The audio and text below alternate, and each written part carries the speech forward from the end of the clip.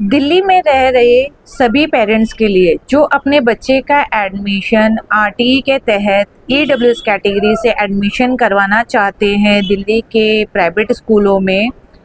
तो उन्हें मैं बताना चाहूँगी कि उनको ईडब्ल्यूएस के लिए सबसे पहले तो चाहिए इनकम सर्टिफिकेट। इनकम सर्टिफिकेट अगर किसी भी पेरेंट्स ने नहीं बनवाया है तो ये वीडियो उनके लिए बहुत ही हेल्पफुल रहने वाली है।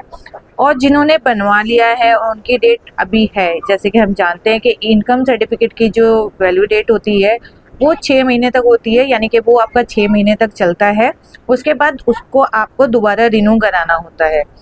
तो जिन्होंने बनवा लिया है तो उनकी तो कोई दिक्कत नहीं है, लेकिन अगर जिन्होंने नहीं बनवाया है तो उनके लिए मैं बताना चाहूँगी कि इनकम सर्टिफिकेट बनवाने का अब नया रूल आया है। जैसे कि हम पहले अपनी जो इनकम उसमें मेंशन करते थे वो 96,000 से स्टार्टिंग होती थी,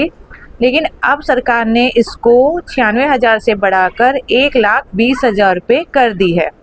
तो जिन भी पेरेंट्स ने नहीं बनवाया है तो उनके लिए ये जानना ज़रूरी है कि अब आप अगर इनकम सर्टिफिकेट अप्लाई करते हैं तो उसमें आपकी इनकम जो स्टार्ट दिखाई जाएगी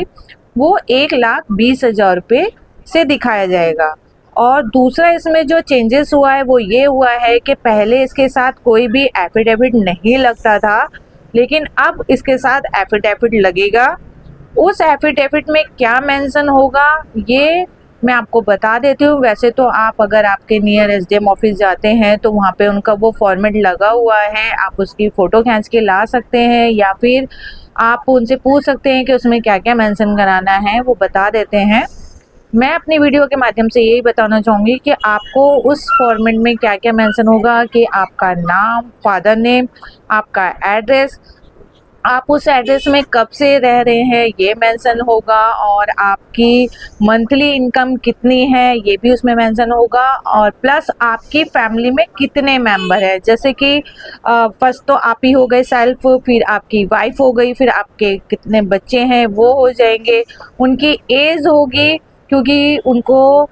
यानी कि आपको गवर्नमेंट को ये दिखाना है कि आपके घर में कमाने वाले सिर्फ एक आप ही हो, इसलिए आपकी इनकम 1,20,000 रुपये है ये मेंशन करना है। और फिर आप अगर रेंट पे रहते हैं तो आपका रेंट कितना जाता है, और ये सब आपका जो है वो बीएनएस की धारा आपकी 200, 229 और 236 में मेंशन है। तो ये भी आपका एफिडेविट में मेंशन होगा कि आप कौन सी धारा के तहत आप ये प्रूव कर रहे हैं कि आपकी जो भी इंफॉर्मेशन है वो गलत नहीं है।